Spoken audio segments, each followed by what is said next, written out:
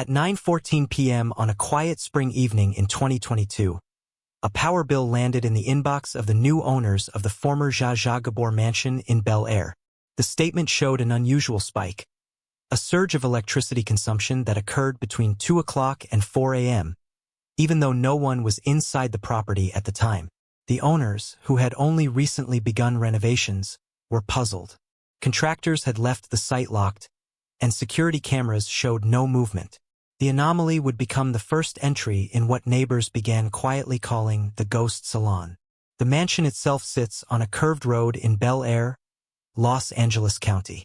Once home to Gabor, one of Hollywood's most enduring personalities, the house reflects her taste for spectacle.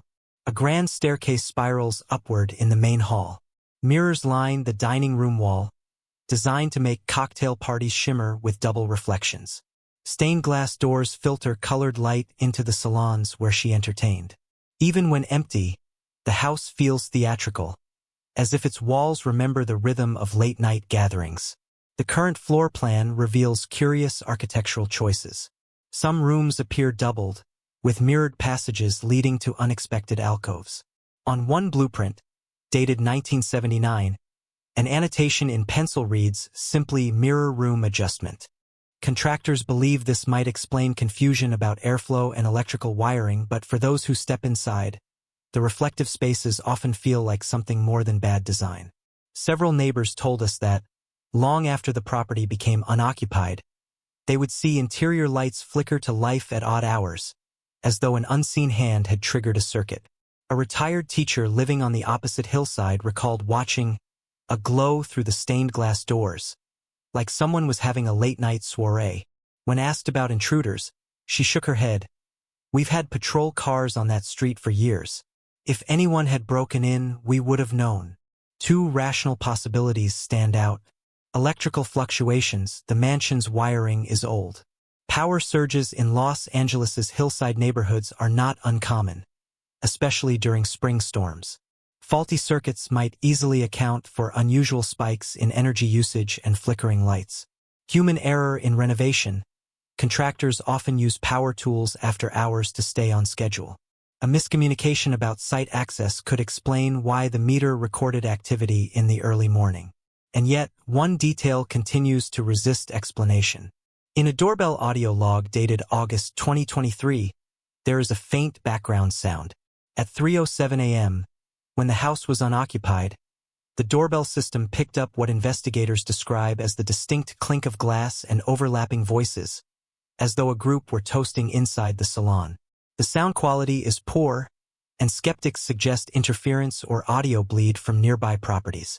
Still, when the clip is played in the echoing main hall, the mirrored walls seem to bounce the ghostly chatter back, as if the house itself were remembering. What we can prove is limited. The electricity bills show surges, the blueprints highlight confusing interior layouts, and audio files exist that capture unexplained sounds. What remains unclear is whether these are the quirks of an aging Bel Air estate, or whether the mansion still carries the echoes of Zsa Zsa Gabor's midnight gatherings, shimmering behind its mirrors. When the new owners finally allowed a small investigative crew into the Bel Air mansion in late autumn 2023, the property had already developed a reputation among contractors as a place of quiet unease. Several workers had refused to return after claiming that equipment they left in one corner of the house would be found later in another, or that the mirrored dining room gave them the impression someone else was standing just behind them. None of these incidents, on their own, suggested anything supernatural. But the sheer repetition of similar accounts always centering around mirrors, staircases, and the great salon began to form a pattern. Walking through the mansion at dusk revealed how its design could easily stir the imagination.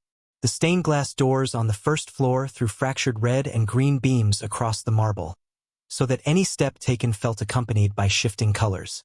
The main staircase, a sweeping curve of wood and gilt rails, creaked as though someone were always just one step behind.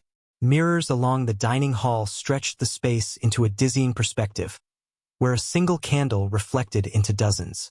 It was here that Zsa Zsa Gabor had hosted her parties, often with journalists and actors recalling the salon as both glamorous and disorienting. The effect, decades later, remained intact. A single visitor walking through the space could not help but feel as though they had stepped into a scene designed not for comfort, but for spectacle, a set built to impress and confuse, even when unoccupied. 2 electricians hired to rewire the property provided statements to the owners. One claimed that while replacing circuits near the upstairs landing, he heard what he thought was a phonograph record playing faintly in the distance. Believing another worker had turned on a radio, he followed the sound into the master suite, only to find silence. The other reported that ladders left in the hall had shifted positions overnight, as if someone had dragged them, though security cameras covering the front and back entrances showed no sign of entry. Both men admitted their unease could have been the result of exhaustion.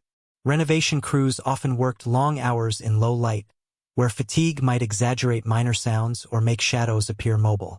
But their comments were quietly noted, especially after the doorbell audio incident became public among neighbors. The investigative crew began running what they called control checks inside the mansion.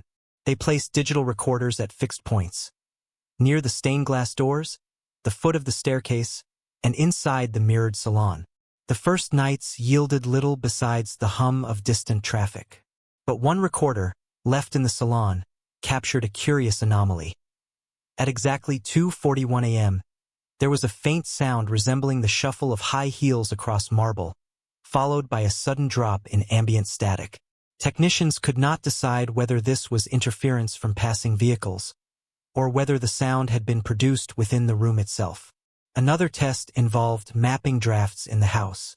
Investigators released thin trails of smoke near doors and mirrors to see if the air circulation was responsible for the movement workers reported. In several spots, smoke drifted sharply sideways, indicating that hidden vents or gaps in the walls were creating currents strong enough to make clothing or tools shift slightly. Yet this explanation did not account for the audio resembling voices and clinking glasses recorded earlier in the year. To balance the investigation, interviews with surrounding residents were revisited. One longtime Bel Air neighbor, a woman in her 80s who had lived across the canyon since the 1960s, insisted that Zsa Zsa had always filled that house with mirrors so that no one could escape their own reflection.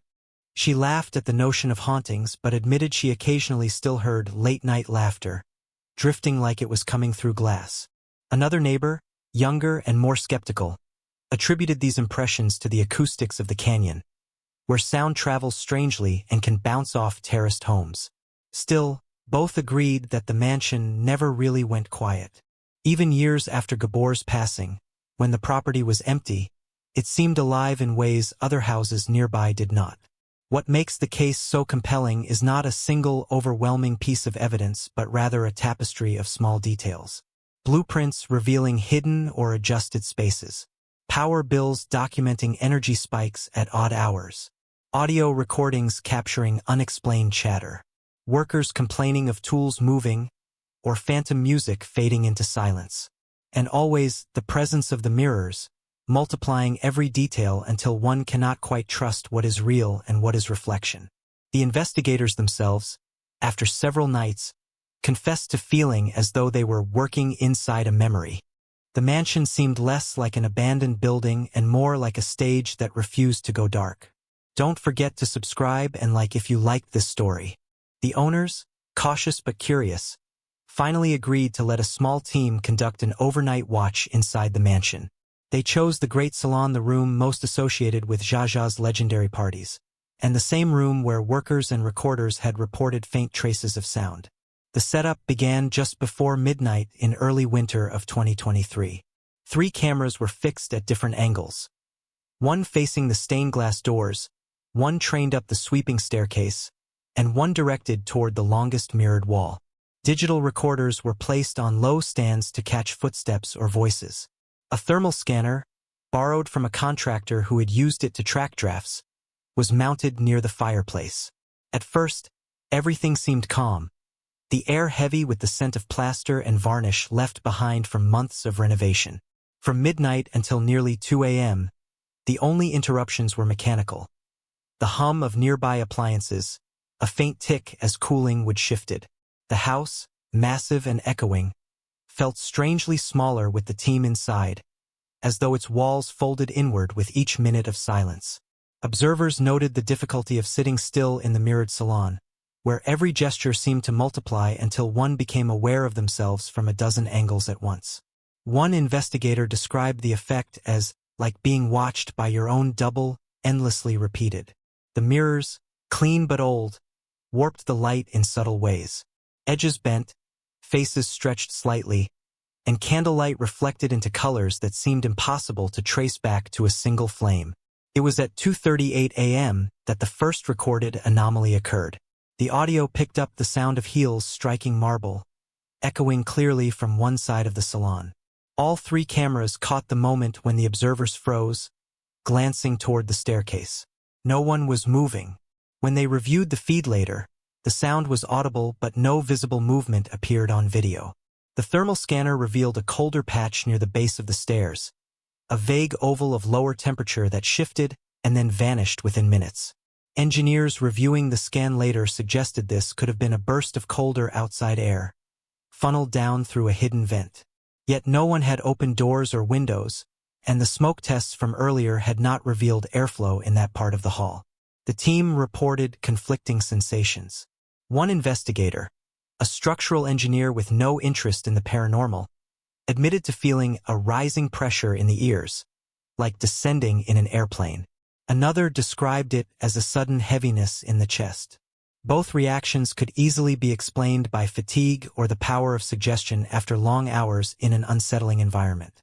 Yet the timing simultaneous with the sounds of heels and the cold patch marked the episode as significant. As the minutes passed, the house seemed to settle back into silence. But the tension remained. Each faint creak of the staircase caused heads to turn. Each reflection in the mirrors seemed to hold an extra second of delay before moving in step. The recorder's surprise. By dawn, the exhausted team packed up their equipment, convinced that little had been captured beyond the isolated incident near 2:38 a.m. But when the recorders were played back in full, one segment stood out. At exactly 3:11 a.m., the device nearest the stained glass doors captured what sounded unmistakably like a cluster of glasses clinking, followed by overlapping voices muted, but patterned like conversation. The voices were indecipherable, as though filtered through several walls. Some argued the sound resembled late-night traffic echoing from Sunset Boulevard below, warped by the canyon's acoustics. Others noted that traffic at that hour is light, and the rhythm of the voices felt contained to the house itself. To balance the findings, two explanations were revisited. Acoustic phenomena. Bel Air canyons carry voices and music from surprising distances. A late-night gathering half a mile away might bounce and refract until it seemed to originate inside the mirrored walls. Psychological influence of architecture. Extended exposure to mirrors and filtered colored light is known to heighten anxiety and distort perception. The salon, designed for spectacle, could create sensations of presence even in silence. Yet despite these explanations, one unresolved point lingered. The coincidence of sound, temperature drop, and personal physical reactions all within minutes of each other. While none of these alone proved anything unusual, together they painted a picture difficult to dismiss outright. When the watch ended and morning light poured through the stained glass doors, the mansion seemed to return to ordinary life. Dust floated in beams of sun, the staircase glowed gold rather than ominous, and the mirrors once again showed only what stood before them. Yet those who had sat in the salon through the night carried with them a quiet certainty that the house did not rest easily. The mansion felt less like an empty structure and more like a host awaiting guests, its vast reflective surfaces ready once again to multiply voices, gestures, and laughter long after the last party ended. When investigators returned for a final series of tests in early 2024, their focus shifted to the one feature that every account seemed to circle back to: the mirrors. These were not simple decorative pieces. They were panels built into the walls themselves, large enough to act almost as second windows. Some were beveled, others slightly warped, creating distortions of shape and color. Under ordinary daylight, the effect was glamorous, recalling Gabor's intention to make her soirees shimmer. But under dim lamps and candlelight, the reflections seemed unstable, as if entire shadows belonged to someone else. The team ran sound checks by playing controlled recordings of clinking glasses, low conversation, and bursts of laughter, then measured how the noise traveled. What they found was surprising. The salon's mirrors reflected sound almost as effectively as they reflected light. A single clink of glass echoed across the mirrored surfaces until it seemed to come from multiple directions at once. Human voices, layered and bounced, blurred into overlapping chatter. The room itself acted like a recording device, storing fragments and replaying them faintly minutes later, just enough to give the illusion of voices where there were none. This finding explained much the odd reports of laughter, the ghostly chatter caught on audio, even the elderly neighbor's claim of hearing a party through glass. But the discovery raised a more unsettling possibility. Had the house, through its unique architecture, preserved not only sound in the moment but traces of gatherings long past? Could echoes linger in ways we did not yet understand? Workers' final testimony. One of the contractors who had refused to return agreed to walk through the house once more after hearing about the acoustic study. Standing in the mirrored salon, he admitted he had no belief in spirits, but described the sensation he experienced as being inside someone else's memory. He recalled dropping a screwdriver one evening and hearing, seconds later, the faint sound of silverware striking porcelain, though the house had been empty.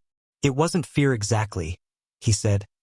More like the feeling that the room didn't need me there to continue existing. Another worker remembered a peculiar event on the staircase. He had been carrying paint cans when he paused midway, noticing what he thought was another man climbing just behind him in reflection. But when he turned, no one was there. Reviewing the mirrors afterward, he realized the reflections had folded the angle of the landing in such a way that his own movements appeared delayed, as though another figure was following a beat later. Still, not every anomaly found closure. The power bill from spring 2022, showing unexplained electricity used between 2 and 4 in the morning, remained a stubborn mystery. Even after rechecking the circuits, no clear fault was discovered. The wiring was old but functional. No hidden heaters or appliances were found. The surge coincided with one of the earliest complaints about glows seen by neighbors through the stained glass doors. To this day, no practical source has been identified for that event. Similarly, the doorbell recording of August 2023, the unmistakable clink of glass and the faint rise of overlapping voices at 3:07 a.m. could not be replicated in controlled conditions. Acoustic bleed was plausible, but why it manifested so clearly on that particular night remained unanswered. After months of examination, a measured picture emerged. What we can prove: the mansion's architecture mirrors, staircases, stained glass creates powerful illusions, both visual and auditory. Old wiring and drafts contribute to sounds, temperature shifts, and unexplained spikes of activity. Acoustics of the canyon, combined with reflective interiors, make distant sounds appear internal to the house. What remains unclear: the specific instances of documented power surges, with no technical explanation. The anomalous audio recording of party-like chatter during an empty night. The powerful psychological effect of the mirrors, which induced repeated sensations of presence that went beyond ordinary architectural quirks. The Bel Air mansion of Zsa Zsa Gabor remains an icon of Hollywood glamour, and perhaps that is why its reputation endures. Rather than monsters or spectral figures, the evidence points toward something subtler. A house designed so theatrically that it still performs, even in silence. Its mirrors multiply more than reflections, they multiply experience itself, amplifying footsteps, voices, and glances until one cannot be certain which are real and which are echoes. And yet, among the rational explanations, a thread of mystery remains. Was the house simply a trick of architecture and acoustics, or did it preserve, in some hidden way, the echoes of its own history, the laughter, the clinking glasses, the voices of a golden Hollywood age that refused to fade? In the end, what we can prove is limited to drafts, reflections, and bills. What we cannot explain continues to shimmer through the salon, waiting for anyone who dares to sit in the mirrored room past midnight. Don't forget to subscribe and like if you liked this story.